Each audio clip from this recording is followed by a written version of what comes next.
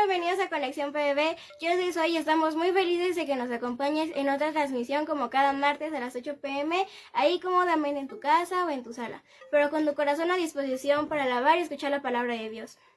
Hermanos, déjenme contarles que yo estoy un poquito mojada porque acabo de terminar de hacer ejercicio y a mí es algo que me gusta, pero no sé si a ustedes les pasa, pero cuando acaban de hacer algo que les gusta, sienten mucha felicidad, pero la verdad es que mi felicidad no se compara cuando alabo a Dios.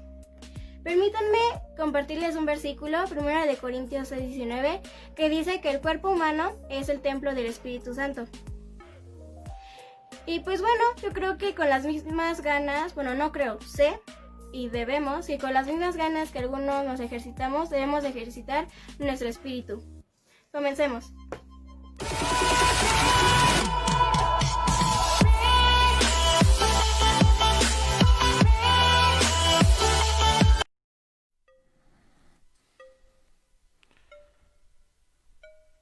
Yo quiero invitarte a que abras tu Biblia en Hebreos 11.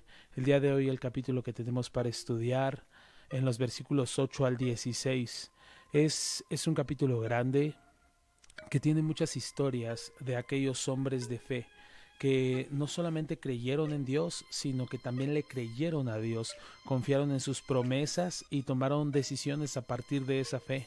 Y estamos en esta sección, el capítulo 11, algunos tradicionalmente lo llaman el Salón de la Fama de los Héroes de la Fe. Y sin duda alguna, este capítulo no puede dejar fuera a aquel que el pueblo judío reconoce como el padre de la fe. ¿Recuerda su nombre? Abraham. Y hoy vamos a estar estudiando una parte de las cosas que el capítulo habla sobre la fe de Abraham. Y vamos a aprender algunos principios acerca de esta fe.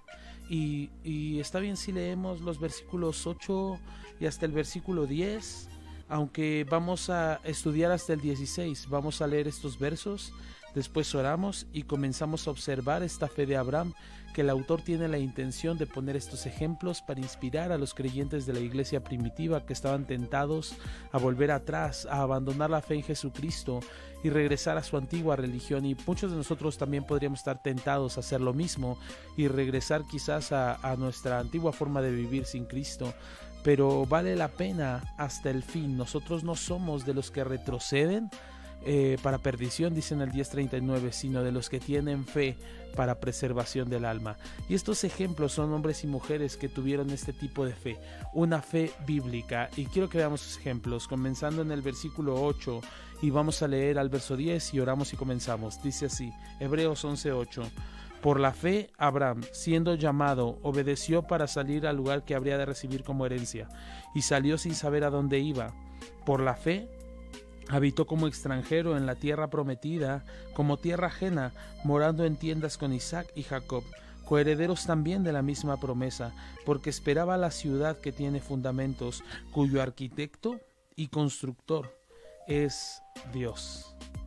Señor, ayúdanos el día de hoy a estar muy atentos, a aprender estos principios tan importantes sobre una fe auténtica, sobre una fe bíblica, sobre el tipo de fe que tú quieres que nosotros tengamos, Señor.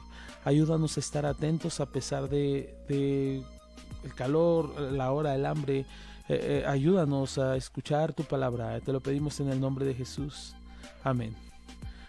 Muy bien, si es la primera vez que tú te conectas, yo quiero enviarte un saludo grande. Yo quiero decirte que estamos felices de que estés aquí. Nosotros estamos todos los martes a las 8 y los sábados a las 8. Y quiero decirte que no escogimos el capítulo 11 por ser un capítulo popular en la Biblia, sino que hemos estado estudiando diferentes fracciones de la Biblia y esta parte es fundamental para que nuestra fe se fortalezca. Y encontramos a este hombre en este verso 8, Abraham, que dice la Biblia que fue llamado. ¿Quién le llamó? Le llamó Dios. En Génesis capítulo 12, versículo 1, se nos menciona cuando Dios le dice a Abraham: vete de tu tierra y de tu parentela y de la casa de tu padre a la tierra que yo te mostraré. Dios le dio un llamado a salir de su zona de confort para ir a una ciudad que él le habría de mostrar. Simplemente Abraham escucha esto y ¿sabes qué hace? Obedece. obedeció la voz de Dios y es lo que tenemos que entender. En el 11:8 dice, siendo llamado obedeció sin salir a dónde iba. Dios no le da detalles, Dios simplemente le dice, sal de tu tierra y de tu parentela, de la casa de tu padre a la tierra que yo te mostraré. No le dijo la extensión del terreno de tierra que iba a encontrar, no le dijo que iba a ser una tierra muy especial, única, donde fluía leche y miel. Simplemente le dijo, sal. Tampoco le dijo que esa tierra iba a ser suya, simplemente le dijo que saliera. Y él obedeció y salió, dice el verso 8 en Hebreos 11. Al final del verso 8 dice, salió sin saber a dónde iba. ¿Te imaginas despedirte de tu familia y decirles, pues me voy, está el camión de mudanza afuera? ¿A dónde vas? No sé, pero me llevo mis cosas. ¿Cómo? ¿Estás loco? Un poco eso es lo que sucede con Abraham. Parece una locura salir sin destino, pero él obedece. Y sin duda salir de su lugar cómodo es un lugar reto que implica fe.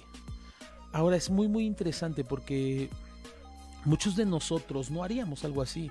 Muchos de nosotros, si no tenemos perfectamente bien planeado, bien organizado y bien previsto y estructurado lo que va a suceder en los próximos años, no nos atrevemos a tomar decisiones. Pero la fe de Abraham nos reta a ser hombres y mujeres de fe.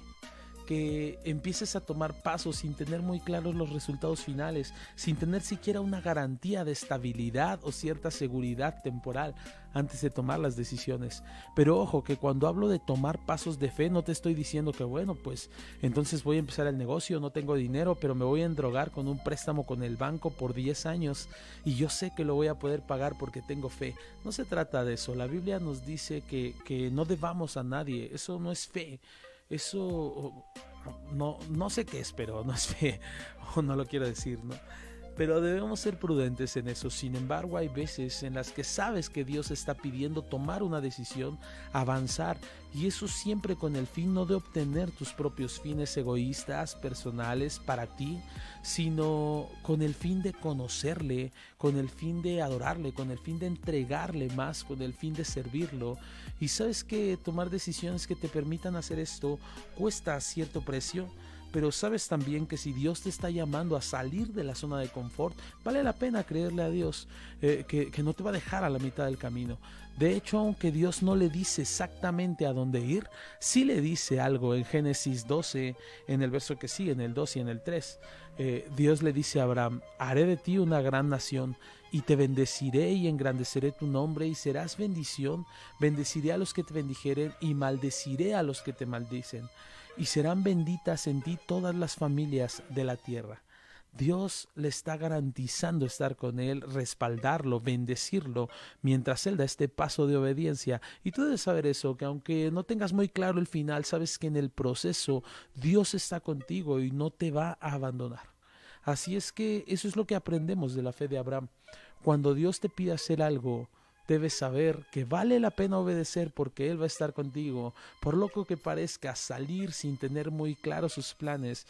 En el verso 9 continúa diciendo, por la fe, hablando de Abraham todavía, habitó como extranjero en la tierra prometida, como en tierra ajena.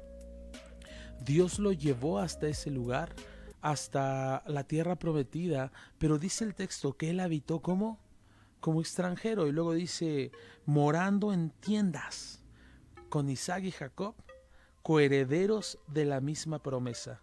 Y moró en tiendas y moró como extranjero, porque, verso 10, porque esperaba a la ciudad que tiene fundamentos, cuyo arquitecto y constructor es Dios. Finalmente Dios cumple su promesa, lo lleva hasta la tierra prometida, a la tierra que le habría de mostrar. Él llega a este lugar y recibe esta tierra prometida. Sin embargo, él entendía que esa ciudad no era su residencia final, no era su ciudad final. Sus pies estaban en la tierra prometida, pero su corazón estaba en el cielo, en la ciudad que tiene fundamentos, cuyo arquitecto y constructor es Dios. Él habitó, dice el texto, como extranjero. Sabemos que él no atesoró demasiado esa ciudad, ese lugar, porque tenía su corazón puesto en aquel lugar que Dios le había prometido, la patria celestial, y dice, moró en tiendas con sus hijos, herederos de la misma promesa. Y no vas a morar en tiendas si tú crees que te vas a quedar allá a vivir por el resto de tu vida, ¿estás de acuerdo? ¿Quién va a morar en una tiendita de campaña si estás pensando establecerte para siempre? Ni siquiera es coherente. Sin embargo, él dice, esta es una forma de decir, mi ciudadanía, mi corazón, mi perspectiva no está solamente en este mundo, sino en las cosas de la eternidad. Y no solamente él, sino que sus hijos moraron con él. Y esto es interesante y voy a hablar de esto más adelante. Pero me llama la atención esto de que él vivió como extranjero, porque la Biblia nos invita a nosotros los cristianos a vivir también como extranjeros. En las iglesias suele haber hermanos que vienen de otros países, misioneros, personas que no forman parte de nuestra nacionalidad. ¿Y has platicado con ellos alguna vez? Es difícil ser extranjero. Es difícil estar en un lugar que no conoces, una tierra nueva, un idioma nuevo, comida nueva. Pero bueno, Abraham lo aceptó. Cuando tú te encuentras con alguien que es de otro país, es muy fácil darte cuenta que son de afuera. A veces ni siquiera tienes que escucharlos hablar, sino que simplemente al verlos hay algo en su fisionomía, en su forma de caminar, en su forma de vestir, que te hace saber que ellos no son de donde tú eres. Y apenas te dicen algo, te saludan y dices, ¿de dónde eres? Inmediatamente sabes que no son de por ahí. ¿Cuál es la idea o a dónde quiero ir? Dios quiere que se note no solamente de aquellos extranjeros de nacionalidad. Quiere que se note tu ciudadanía, porque ninguno de nosotros es de aquí. Nuestra ciudadanía es de los cielos, de donde esperamos a nuestro Salvador. Dice el apóstol Pablo en Filipenses 3:20, nuestra ciudadanía está en los cielos. El apóstol Pedro en Primera de Pedro 2:11 ruega a la comunidad a la que escribe la carta diciéndoles, les ruego como a extranjeros y peregrinos que se abstengan de los deseos carnales que batallan contra el alma. O sea, ustedes no son de este mundo, su corazón no tiene que estar en las cosas de este mundo. Esa es la manera en la que Abraham vivía por fe, estando en la tierra prometida, pero reconociendo que ese no era su hogar final. ¿Cuántos de nosotros no necesitamos aprender de esto? Anhelar aquella patria mejor, anhelar aquella patria celestial y esperar, verso 10, esperar la ciudad que tiene fundamentos, donde no solamente vamos a poner nuestras tienditas temporales, sino que vamos a tener una casa, una habitación permanente donde vamos a residir, y que esa casa no la hizo ningún arquitecto humano, porque dice cuyo arquitecto y conductor es Dios. Esa ciudad, esa casa, ese lugar en donde debemos habitar por la eternidad, es un lugar que Dios está preparando para nosotros, y es un lugar mucho mejor que lo que tú puedas atesorar en este mundo. Entonces moraron en tiendas. Isaac, no solamente Abraham, dice que moró con Isaac y Jacob. ¿Y quiénes eran Isaac y Jacob? Su hijo y su nieto. Y vemos cómo él pudo ser de una influencia suficiente para marcar a sus generaciones, a su hijo, a sus nietos, de cómo él no atesoraba las cosas temporales solamente. Y ellos habitaron en tiendas también. Lo que heredaron de su padre no fue una bella casa en este mundo, una bella ciudad, un mega fraccionamiento, sino simplemente tiendas, porque su padre estaba determinado en instruir a sus hijos en la idea de que no son de este mundo. ¿Y cuántos de nosotros no necesitamos seguir este ejemplo con nuestros hijos? Que ellos sepan que quizás estás construyendo tu casa, quizás tienes posesiones en este mundo. ¿Eso está mal? No, claro que no está mal. Si Dios te ha bendecido, es bueno. El problema es un problema del corazón, cuando todas esas posesiones y esa casa y eso que estás construyendo y tus bienes temporales los tienes como el fin máximo de tu vida, como el propósito último de tu existencia, y lo amas por sobre todas las cosas y lo atesoras por sobre todas las cosas. Cuando lo que tienes no es otra cosa sino una vil tienda de campaña, y vas a heredar eso a tus hijos, y tus hijos deben de saber eso, que su papá no les heredó una casa sino una simple tienda, porque no son de este mundo, porque tienen una ciudadanía en los cielos. Es lo que vemos en el testimonio de la fe de Abraham. Pero no solamente habla de la fe de Abraham. En el verso 11 continúa diciendo algo que ahorita vamos a tratar de entender, y es muy interesante. Dice, por la fe también la misma Sara, siendo estéril, esposa de Abraham, siendo estéril, recibió fuerza para tener hijos y dio a luz aún fuera de su edad, porque creyó que era fiel en lo que había prometido. En este versículo se nos habla de Sara, sin embargo en el original, este versículo, la frase recibió fuerza para concebir, la puedes leer, recibió fuerza para concebir. En el griego literalmente habla de recibió poder para depositar la simiente, de manera que creemos, y algunos estudiosos y traductores de la Biblia hablan de que está hablando de la fe de Abraham todavía, no de la fe de Sara, porque el que deposita la simiente para que se pueda llevar a cabo esto es el hombre, lógicamente. Entonces la NBI, si tú tienes una NBI, lo traduce diciendo: por la fe Abraham, a pesar de su avanzada edad y de que Sara misma era estéril, recibió fuerza para tener hijos, porque consideró fiel al que le había hecho la promesa. Entonces es más probable que esté hablando de la fe de Abraham y no de la fe de Sara. ¿Esto significa que Sara no tenía fe? Bueno, inicialmente, ¿qué fue lo que Sara hizo cuando Dios le dijo que iba a tener un hijo? Pues se rió. Pero 2 capítulos después dice la Biblia que Sara creyó al Señor. Entonces finalmente, ¿Sara tuvo fe o no tuvo fe? Claro que tuvo fe. ¿Abraham tuvo fe o no tuvo fe? Claro que tuvo fe. Entonces, ¿de quién está hablando? Sí, está hablando, creo que habla de la fe de Abraham y de la fe de Sara. Y vemos cómo ellos no pudieron tener hijos. Y no solamente no podían tener hijos, sino que ya eran mayores. Y Dios en su edad mayor les prometió tener un hijo. ¿Por qué era tan importante esto del hijo? Porque Dios había prometido a Abraham bendecir su simiente, todas las naciones de la tierra. ¿Cómo? Por medio de la venida del Mesías, de Jesucristo. Jesucristo iba a ser aquel Salvador que daría su vida por todo aquel que en Él cree, y habría de salvar a todos aquellos que confían en Dios por medio de su sacrificio. Pero Él habría de ser descendiente de Abraham. Entonces era importante que Él pudiera tener un hijo. Si no tenía un hijo, la promesa de Dios no se iba a cumplir. Pero Dios cumple sus promesas, ¿cierto? Entonces Dios cumplió su promesa. Entonces, aun cuando ellos eran mayores, ellos no se quedaron diciendo: pues si cuando éramos jóvenes no pudimos, ahora que ya estamos viejitos menos. No le dijeron a Dios: no, joven, sino que dice en el verso 11 que ellos creyeron. Verso 11 al final dice que Abraham o Sara o los dos, dice, ellos creyeron que era, ¿qué dice? Fiel quien lo había prometido. Vieron su propio cuerpo y dijeron: no hay manera. Pero vieron la fidelidad de Dios y dijeron: no hay manera, pero de que esto falle. Porque Dios es fiel y cumple su palabra, y tiene más peso y más poder su promesa que cómo podemos vernos nosotros o cómo vemos las circunstancias. Y creyó contra toda esperanza, dice el autor de Romanos, Pablo. Contra toda esperanza, y se fortaleció y no consideró su cuerpo, estaba ya como muerto, Romanos 4:19, ni la esterilidad de la matriz de Sara.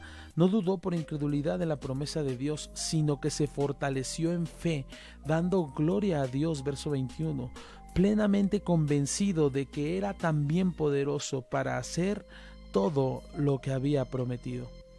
Abraham, como un hombre de fe, consideró que la palabra de Dios era superior a su incapacidad, y eso nos muestra la importancia de no mirar las circunstancias en las que estamos, no mirar nuestra imposibilidad, sino mirar las promesas de Dios. Bien de uno, esto es de Abraham, y ese ya casi muerto, imagínate, 100 años. No tenía la capacidad ni el vigor físico para poder tener intimidad con su esposa. A su esposa ya le había cesado la costumbre de las mujeres, según lo que dice la Biblia. Había mostrado esterilidad por tantos años. Sin embargo, de este hombre casi muerto salieron como las estrellas del cielo en multitud, y como la arena innumerable que está a la orilla del mar. Y si tú has confiado en Jesucristo el día de hoy, la Biblia dice que eres un hijo de Abraham. ¿Por qué? Porque los hijos de Abraham son aquellos que tienen la misma fe que tuvo Abraham.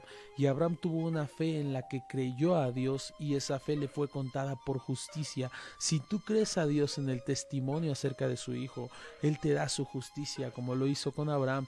Entonces la Biblia te dice, por eso esta canción de nuestro padre Abraham tiene muchos hijos tiene nuestro padre Abraham.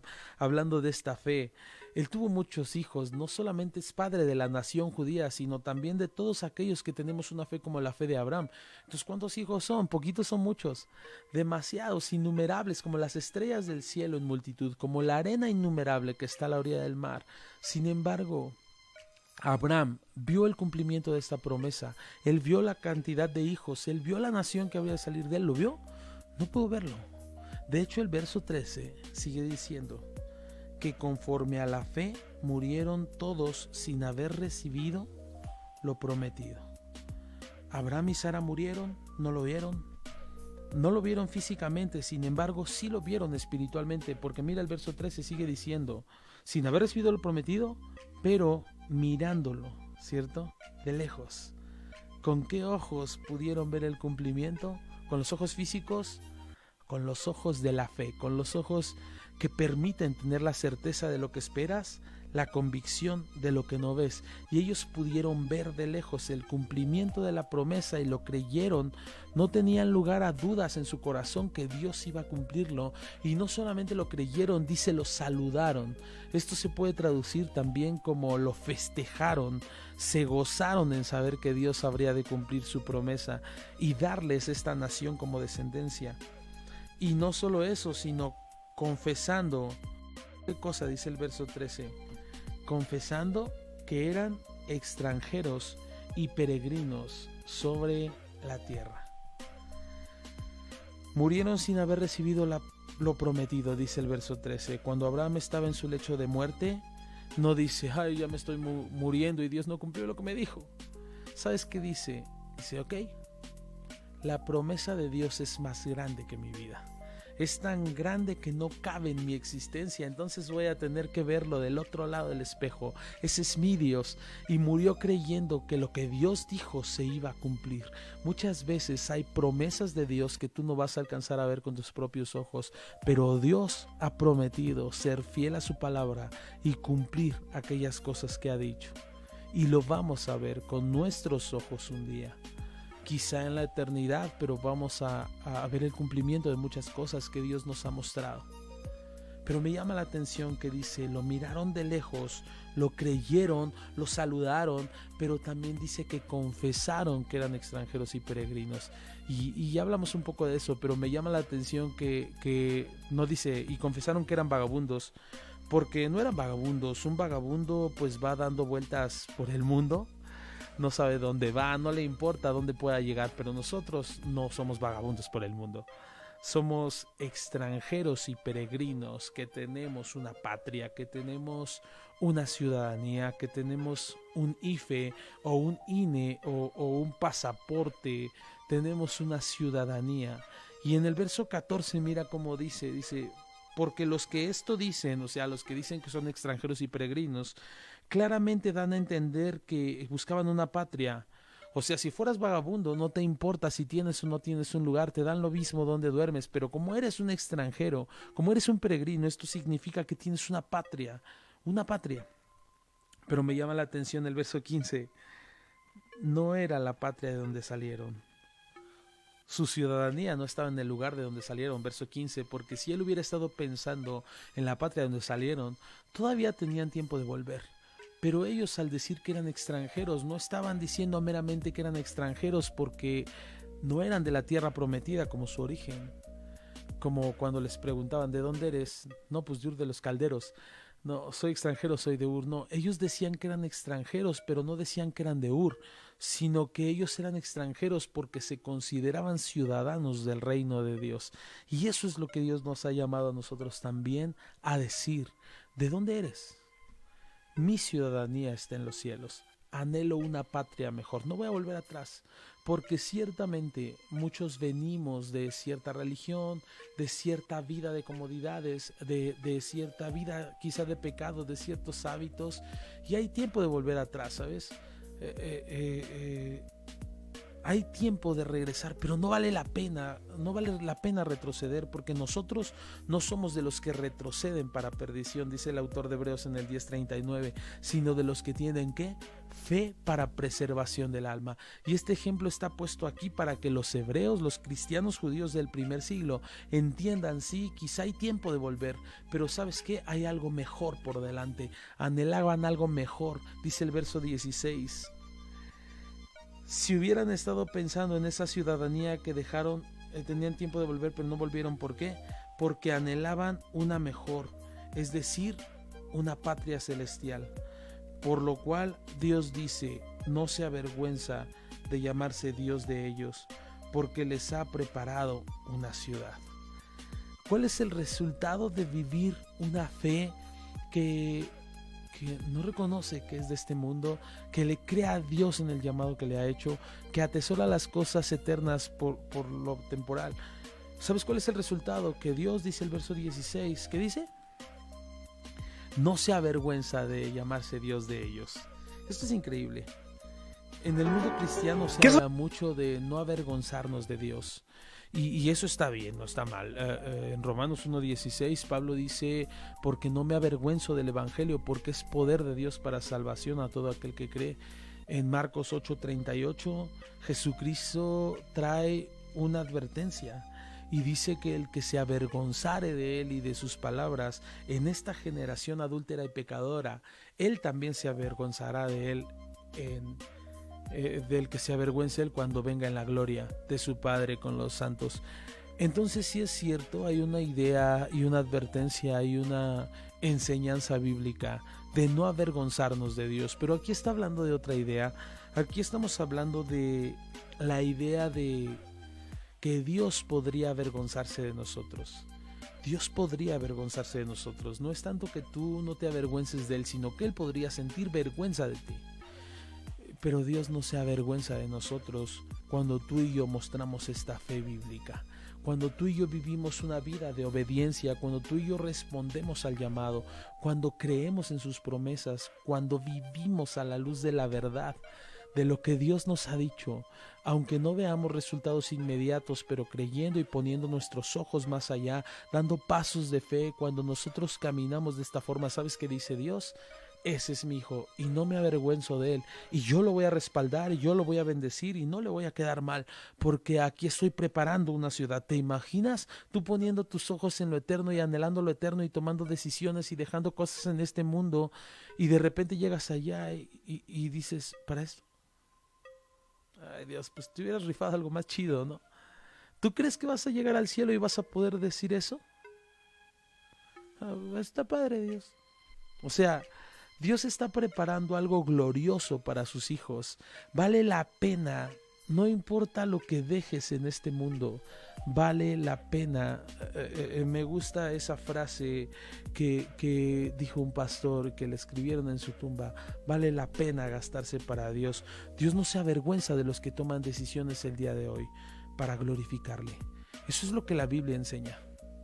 Acerca de la fe de Abraham, en la primera parte, todavía hay algunas cosas más en los versos 17 al 20, pero eso lo veremos más adelante con la ayuda de Dios. Pero antes de, por supuesto, terminar,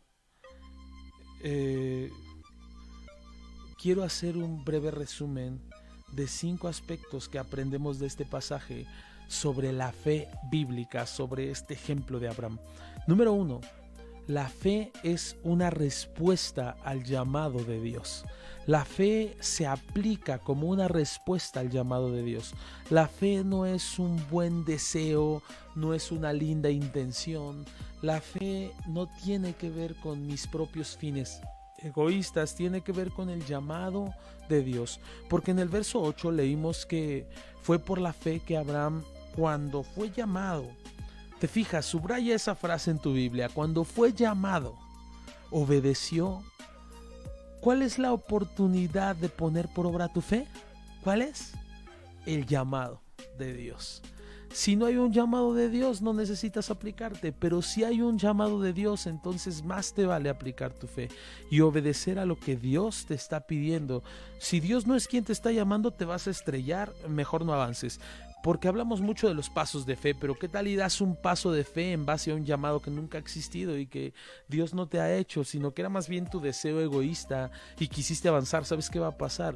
No la vas a armar, pero cuando Dios te llama, aunque parezca que tu paso es un paso al vacío y es peligroso, es más peligroso que tú te quedes en terreno sólido, porque el lugar seguro es hacia donde Dios te va a llevar. Créele a Dios. La fe parte a partir de, o más bien parte desde un llamado. No parte a partir, parte desde un llamado. ¿Cuál es el llamado que Dios te ha hecho? ¿Qué es lo que Dios te está pidiendo? ¿Qué es lo que Dios te ha mostrado? ¿Qué área necesitas aplicarte en tu vida?